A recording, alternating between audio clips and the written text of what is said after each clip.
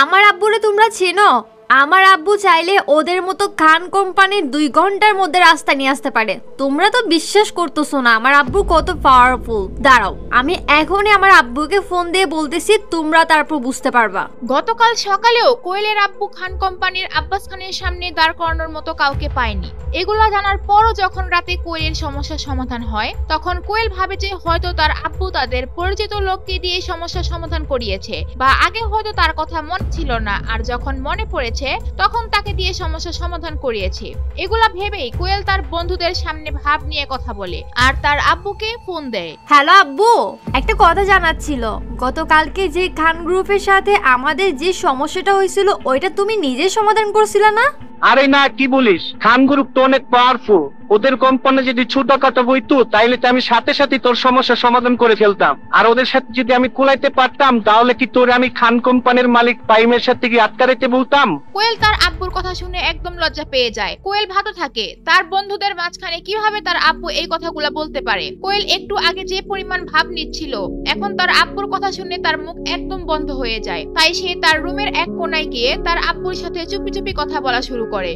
আব্বু, তুমি তো কারো কাছ থেকে সাহায্য নাও নে, তাহলে কিভাবে আমাদের সমস্যাটা সমাধান হইলো?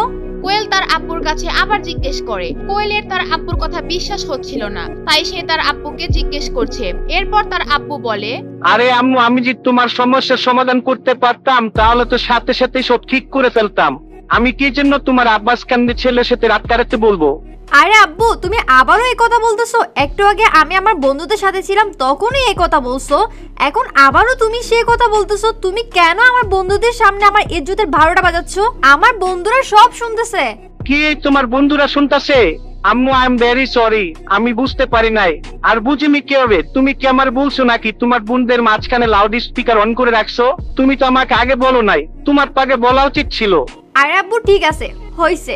এখন তুমি কি চাও, আমি মরে যাই? কোয়েলের এখন মেজাজ খারাপ হয়ে যায়, কারণ তার বন্ধুদের মাঝখানে তার অপমান হওয়া লাগলো, আবার তার আব্বুর কাছেও বকাশোনা লাগছে। তারপর তার আব্বু তাকে জিজ্ঞেস করে, কোয়েল, এমন তো হয় নাই যে তোমার কলেজের কোনো বন্ধু তার আব্বুকে দিয়ে এই সমস্যাটা সমাধান করছে? তুমি একটু খোঁজ নিয়ে দেখো তো। তার আব্বুর কথা শুনে কোয়েল ভাবতে থাকে তার কোনো বন্ধু আছে নাকি যে তাকে এই বিপদ থেকে উদ্ধার করতে পারে। সে তার সকল বন্ধুদের কথা মনে করে। তারপর তার এক বন্ধুর কথা মনে পড়ে যাকে গতকাল দুপুরে ফোন দিয়েছিল সে। হয়তো সে এই কাজটা সমাধান করেছে, এটা মনে করে কোয়েল। আমার মনে হয় তোমার কোনো বন্ধু এই কাজটা করছে। তুমি উনাকে আমার পক্ষ থেকে ধন্যবাদ দিও। আর আমি কোনোদিন এই উপকার ভুলতে পারবো না।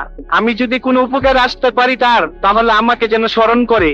আচ্ছা আপু, ঠিক আছে, তুমি এখন ফোন রাখো, আমি পরে তোমাকে ফোন দিব। আরে কোয়েল, এক সেকেন্ড দাঁড়াও। আমাদের এই সমস্যাটা সমাধান করছে সে বারেক মিয়ার কোনো পরিচিত হইব।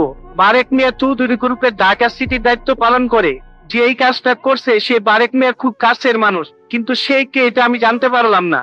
এরপর কোয়েল কিছু না বলেই ফোনটা কেটে দেয় আর চিন্তা করতে থাকে কে এই কাজটা করলো। এরপরে সে তার বন্ধুদের মাঝখানে গিয়ে আবার বসে, আর তারপর বন্ধুরাও ভাবতে থাকে কে হতে পারে যে এত তাড়াতাড়ি বারেক মিয়ার কাছে গিয়ে সমস্যা সমাধান করলো। হে গাইস, আমি আপনাদের দিবস গেমিং। তো গাইস, আপনারা যারা ফ্রি ফায়ার খেলেন এন্ড ডায়মন্ড টপ করতে চান তারা আমার এই ভাইয়ের কাছ থেকে ডায়মন্ড টপ করতে পারেন। উনি 100% ট্রাস্টেড এন্ড ওনার WhatsApp number and imo number দিয়ে দিলাম। যাদের ডায়মন্ড লাগে এন্ড ট্রাস্টেড কাউরে পাইতেছেন না, কম দামে ডায়মন্ড খুঁজতেছেন, তারা ওনার সাথে যোগাযোগ করেন। এই, তোমরা কি জানো আমার এত বড় বিপদ থেকে কে উদ্ধার করলো? এটা শোনার পর প্রিমিস হাসতে থাকে আর চুপচাপ বসে থাকে। আর কোয়েল তার সমস্ত বন্ধুদেরকে জিজ্ঞেস করে, কিন্তু কেউ তার কথার উত্তর দিতে পারে না। এরপর প্রিমিস ও তার বন্ধুরা কোয়েলের বাসায় খাওয়া দাওয়া করে বের হয়ে যায়। আর ঠিক ওই দিন বিকেল বেলা ভূমিকা নামে একটা মেয়ে প্রিমিসকে ফোন দেয়। ভূমিকা হচ্ছে প্রিমিস যেই কলেজে পড়ে সেখানে তাদের একটা টিম আছে, সেই টিমের লিডার। আর প্রিমিস হচ্ছে সেই টিমের একজন মেম্বার। যখনই তাদের গ্রুপের কোনো কিছু লাগে তখনই প্রিমিসকে দিয়ে তারা সকল কাজ করিয়ে নেয়। আর ঠিক এখনো তাই ভূমিকা প্রিমিসকে ফোন দিয়েছে। হ্যালো ভূমিকা, বলো কি হয়েছে? আমাকে কেন ফোন দিয়েছো? কল দিছো কেন? মানে তুমি আমাদের টিমের মেম্বার, তুমি জানো না আমাদের কত কাজ পড়ে আছে? শোনো, আমাদের কিছু জিনিস লাগবে যেগুলো তুমি এক্ষুনি গিয়ে বাজার থেকে নিয়ে আসবা, বুঝছো?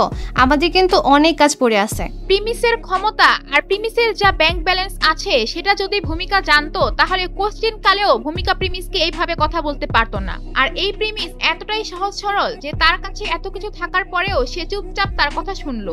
আচ্ছা ঠিক আছে লিডার, আমি এখনই সব জিনিস নিয়ে আসতেছি, কোনো সমস্যা নাই, সঠিক সময়ে সব সবকিছু পেয়ে যাবেন।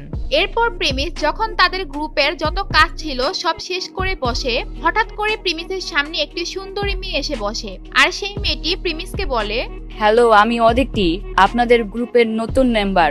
আমি ভূমিকার ফ্রেন্ড। ও আমাকে এখানে ওয়েট করতে বলতেছে। ও আচ্ছা আচ্ছা, আমি প্রিমিস।